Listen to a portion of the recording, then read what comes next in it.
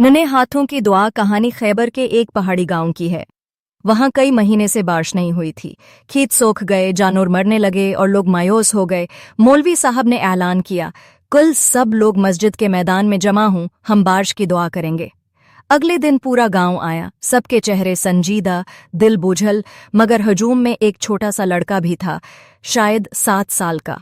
वो दूसरों से मुख्तलिफ था क्योंकि उसके हाथ में छोटी सी छतरी थी। मौलवी साहब ने मुस्कुराकर पूछा, बेटा छतरी क्यों लाए हो?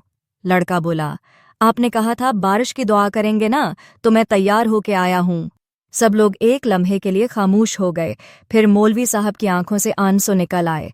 उन्होंने आसमान की तरफ हाथ उठाए और कहा, बच्चे का यकीन हम सब के ईमान से ज्यादा सच्चा है, हमें उसी यकीन के सदके बारिश दे दे। और हैरत की बात, कुछ देर बाद आसमान पर बादल छा गए, फिर बारिश शुरू हो गई। पूरा गांव रोता हिनसता और वो बच्चा छतरी खोलकर खुशी से उछलता रहा।